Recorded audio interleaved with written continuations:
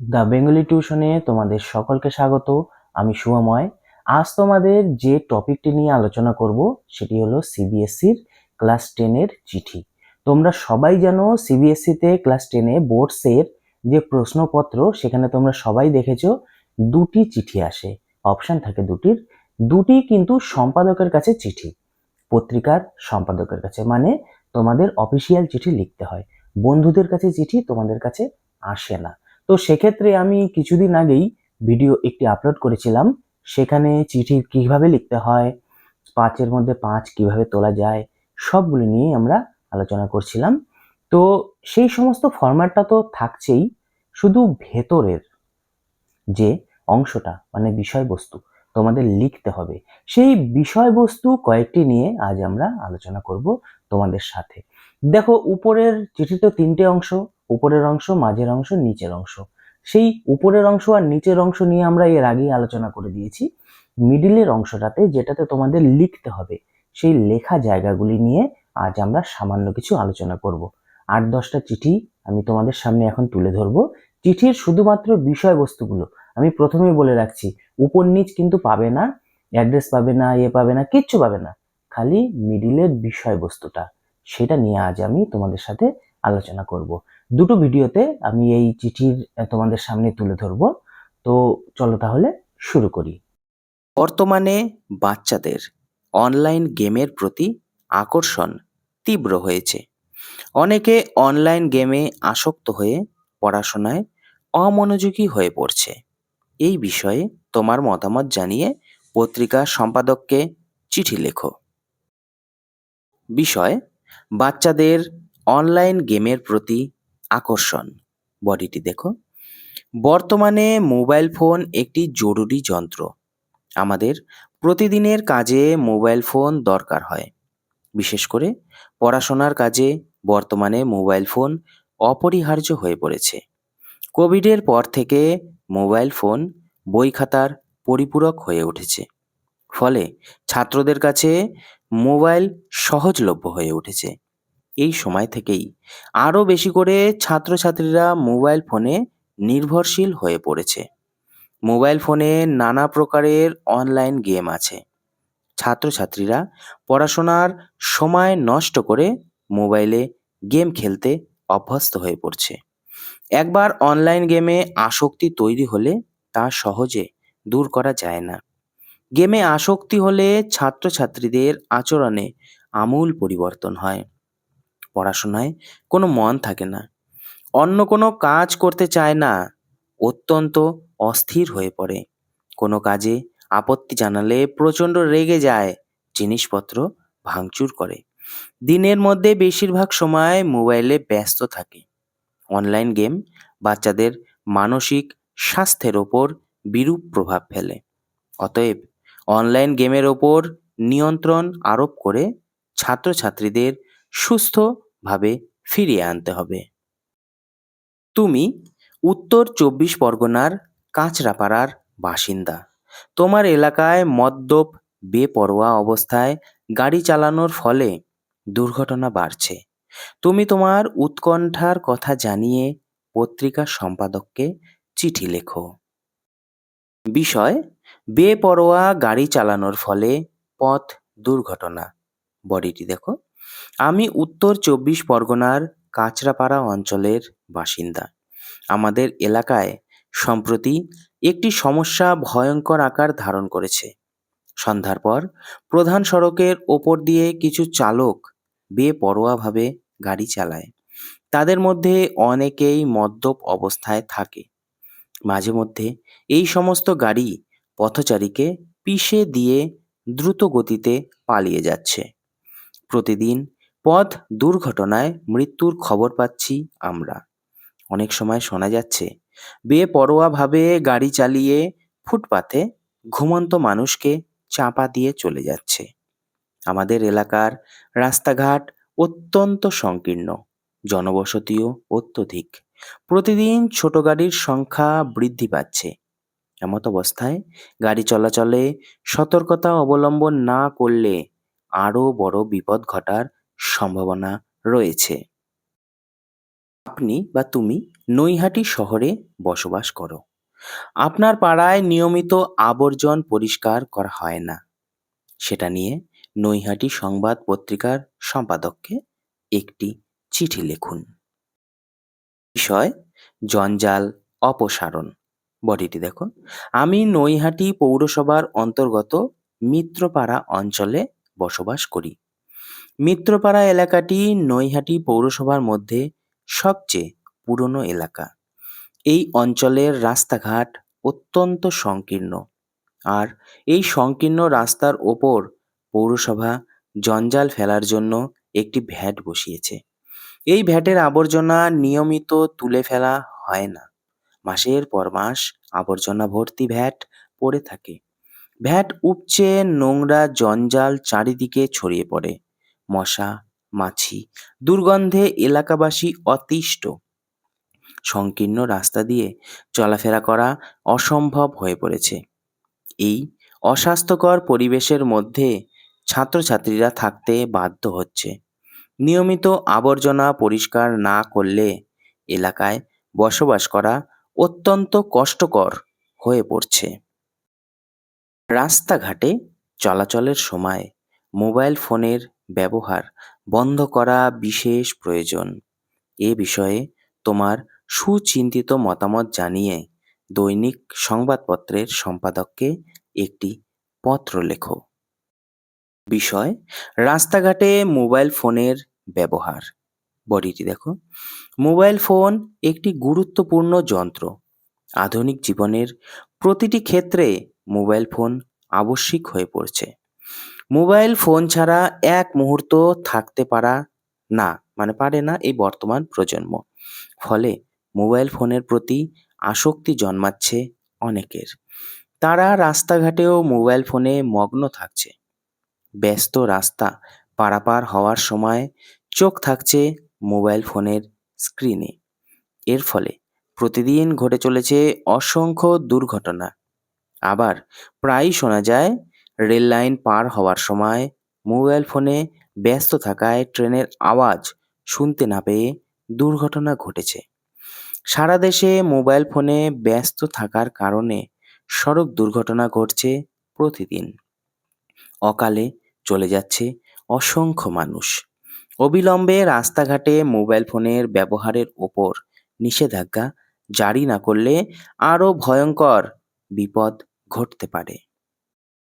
সাম্প্রতিক কালে শিশুদের মধ্যে একটি নতুন ভাইরাসের সংক্রমণের চিহ্ন মেনে শিশুদের জন্য উপযুক্ত স্বাস্থ্যবিধি অনুসরণ। একজন সচেতন নাগরিক হিসাবে এ বিষয়ে তোমার মতামত প্রকাশ করে সংবাদপত্রের সম্পাদককে একটি পত্র লেখো। বিষয়: ভাইরাস সংক্রমণ। বডিটি দেখো। গত 1 মাস ধরে আমাদের এলাকা সহ পশ্চিমবঙ্গের বিভিন্ন প্রান্তে হাজার হাজার শিশু রেসপিরেটরি সিনসিসিয়াল বা আরএসভিতে আক্রান্ত হচ্ছে। এই রোগের প্রাথমিক উপসর্গ হলো সর্দি, কাশি, জ্বর। শ্বাসকষ্ট হতে পারে, খিদে কমে যায়। শিশুদের জন্য এই রোগ ভয়ঙ্কর বিপদ ডেকে আনে। শ্বাসযন্ত্রে সিনসিসিয়াল ভাইরাস সংক্রমণে ব্রঙ্কিওলাইটিস হতে পারে। এর ফলে শিশুর মৃত্যুও হতে পারে। আরএসভি একটি সংক্রমণ রোগ। এই রোগ প্রতিরোধ করতে গেলে আমাদের সচেতন হতে হবে। কমপক্ষে 20 সেকেন্ডের জন্য সাবান এবং জল দিয়ে নিয়মিত হাত ধোয়া প্রয়োজন। অসুস্থ ব্যক্তির কাছ থেকে দূরে থাকতে হবে। দরজার নব, খেলনা, বিছানা পরিষ্কার রাখতে হবে। ভিড় এড়িয়ে চলতে হবে। অভিভাবকরা যদি এই সমস্ত স্বাস্থ্যবিধি মেনে চলে তাহলে এই ভাইরাসের সংক্রমণ রোধ করা সম্ভব। তুমি পূর্ব মেদিনীপুরের মেচেদা অঞ্চলে বসবাস করো। তোমার এলাকা ঝড় বৃষ্টিতে বিদ্যুতের তার ছিঁড়ে পড়ে বিপজ্জনক পরিস্থিতির সৃষ্টি করেছে। তোমার উৎকণ্ঠার কথা জানিয়ে সংবাদপত্রের সম্পাদককে একটি পত্র লেখো। বিষয় বিদ্যুতের তার ছিঁড়ে বিভ্রাট। বডিটি দেখো। আমি পূর্ব মেদিনীপুরের মেচেদা অঞ্চলের বাসিন্দা। সম্প্রতি নিম্নচাপজনিত ঝড় বৃষ্টির কারণে আমাদের এলাকায় বিস্তীর্ণ অঞ্চল জুড়ে বিদ্যুতের তার ছিঁড়ে গেছে। এর ফলে সমস্ত অঞ্চলে বিদ্যুৎ সংযোগ বিচ্ছিন্ন হয়ে গেছে। তাছাড়া ছিঁড়ে যাওয়া বিদ্যুতের তারগুলো পুকুরের জলে এবং পার্শ্ববর্তী অঞ্চলে ছড়িয়ে পড়ে আছে। ইতিমধ্যে স্থানীয় বাসিন্দাদের মধ্যে বেশ কয়েকজন জল এবং অন্যান্য মাধ্যমে বিদ্যুতের শক খেয়ে অসুস্থ হয়ে পড়েছে। বিদ্যুতের খুঁটি সমেত তারগুলো রাস্তার মাঝখানে পড়ে থাকায় যানবাহন এবং পথচারীরা যাতায়াত করতে পারছে না। অবিলম্বে রাস্তা এবং জলাশয় থেকে বিদ্যুতের তারগুলি সরিয়ে ফেলে সমস্ত এলাকাকে বিদ্যুৎ মুক্ত না করলে বড় ধরনের বিপদ ঘটতে পারে। তুমি একজন ছাত্র।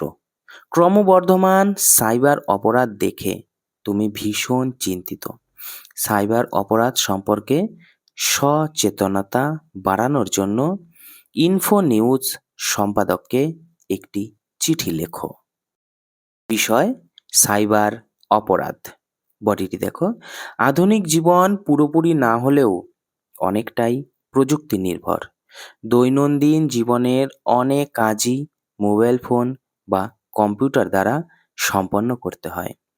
টাকা পয়সা লেনদেন থেকে শুরু করে রেলের টিকিট কাটার জন্য আমাদের অন্তর্জালের ওপর নির্ভর করতেই হয়। তাছাড়া আজকের জীবনে সমাজ মাধ্যম আমাদের জীবনে অপরিহার্য অঙ্গ। সমাজ মাধ্যম বর্তমান সমাজে অন্যতম গণমাধ্যম হয়ে উঠেছে। আমাদের জীবনে অন্তর্জালের ব্যবহার যত দ্রুত বৃদ্ধি পেয়েছে, সাইবার অপরাধও তত দ্রুত ছড়িয়ে পড়েছে। খবরের কাগজ খুললে বা টিভির পর্দায় চোখ রাখলে আমরা প্রতিদিন সাইবার অপরাধের অসংখ্য ঘটনা দেখতে পাই। ব্যাংকের টাকা হাতিয়ে নেওয়ার লক্ষ লক্ষ অভিযোগ পুলিশের কাছে জমা পড়ছে। সমাজ মাধ্যমে মহিলাদের শ্লীলতাহানির অভিযোগ বিভিন্ন থানায় নথিভুক্ত হচ্ছে। এই সাইবার অপরাধ প্রতিরোধ করার জন্য সাধারণ মানুষের মধ্যে সচেতনতা বৃদ্ধির পাশাপাশি কঠোর আইন প্রণয়ন করা জরুরি। তাছাড়া কোনো লিঙ্ক খোলার আগে আমাদের সচেতন থাকতে হবে। পরিচিত না হলে কোনো লিঙ্ক অনুসরণ করা উচিত নয়। টাকা পয়সা আদান প্রদানের সময় সতর্ক থাকাও জরুরি। তুমি কলকাতার গড়িয়া অঞ্চলে বসবাস করো। বিভিন্ন উৎসব উপলক্ষে শব্দ দানবের দৌরাত্ম্যে তুমি অতিষ্ঠ। এ বিষয়ে তোমার উদ্বেগের কথা জানিয়ে পত্রিকা সম্পাদককে একটি পত্র লেখো। বিষয় শব্দ দানবের দৌরাত্ম্য। বডিটি দেখো। আমি গড়িয়া অঞ্চলের বাসিন্দা। দীর্ঘদিন বসবাসের সুবাদে এ কথা আমি বলতে পারি যে গড়িয়া অঞ্চলে শব্দ দূষণের সমস্যা কোনো সময়ই ছিল না। ইদানিং বিভিন্ন উৎসব উপলক্ষে মাইকের ব্যবহার ব্যাপক হারে বৃদ্ধি পেয়েছে। ছোট বড় যে কোনো অনুষ্ঠানে উচ্চস্বরে মাইক বাজানো হয়। শুধু গান নয়, মাইকে নেতাদের বক্তৃতাও শব্দ দূষণের অন্যতম কারণ। মাইক ছাড়া বক্সের মাধ্যমে তীব্র স্বরে গান বাজানো হয়। এই গানের আওয়াজ এতটাই তীব্র যে অসুস্থ মানুষ আরও অসুস্থ হয়ে পড়ে। অনেক সময় হৃদরোগে আক্রান্ত হয়ে মারা যাওয়ার ঘটনাও ঘটে। তাছাড়া শব্দবাজির তীব্র আওয়াজে এলাকায় কান পাতা দায় হয়ে পড়ে। এই সময় ছাত্রছাত্রীরা পড়াশোনা তো করতেই পারে না, অন্যান্য কাজও সুষ্ঠুভাবে করা যায় না। অবিলম্বে এই শব্দ দূষণ বন্ধ না হলে এলাকার মানুষের জীবনে ঘোরতর সংকট নেমে আসবে। তুমি ১০ম শ্রেণীর ছাত্র।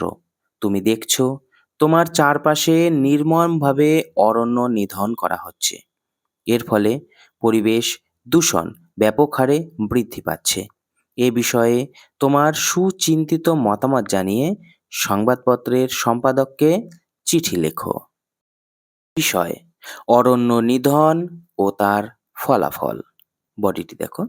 আমরা সবাই জানি একটি গাছ অসংখ্য প্রাণ। গাছ আমাদের বাঁচিয়ে রাখে। গাছ যে পরিশুদ্ধ অক্সিজেন পরিত্যাগ করে তা আমরা গ্রহণ করে বেঁচে থাকি। আবার আমরা যে দূষিত কার্বন ডাই অক্সাইড ত্যাগ করি তা গাছ গ্রহণ করে পরিবেশকে দূষণমুক্ত রাখে। তাছাড়া গাছ আমাদের পরিবেশকে সুন্দর এবং স্বাস্থ্যকর রাখতে সাহায্য করে। কিন্তু অত্যন্ত দুঃখের বিষয়, সব কিছু জানা সত্ত্বেও বিভিন্ন অজুহাতে নির্মমভাবে বৃক্ষ নিধন করা হয়। রাস্তাঘাট, রেল লাইন, ফ্ল্যাট বাড়ি নির্মাণের জন্য প্রতিনিয়ত লক্ষ লক্ষ গাছ কাটা হচ্ছে। এর ফলে পরিবেশ দূষণের মাত্রা ক্রমাগত বৃদ্ধি পাচ্ছে। বিশেষত শহরাঞ্চলে উন্নয়নের নাম করে প্রচুর পরিমাণে গাছ কেটে ফেলা হয়। ফলে শহরের পরিবেশ দূষণের মাত্রা লাগাম ছাড়া। তাছাড়া গাছের অভাবে শহরে বৃষ্টিপাতের পরিমাণও তুলনায় অনেক কম। সুতরাং আজকের পৃথিবীতে বিশ্ব উন্নয়ন যে জায়গায় পৌঁছেছে তার জন্য বৃক্ষনিধন অন্যতম কারণ, মানে বিশ্ব উষ্ণায়ন হবে এটা। জলবায়ু পরিবর্তন এবং বিশ্ব উষ্ণায়নের হাত থেকে পৃথিবীবাসীকে রক্ষা করতে হলে বৃক্ষ নিধন পুরোপুরি বন্ধ করতে হবে এবং সাধ্যমতো বৃক্ষরোপণ করতে হবে।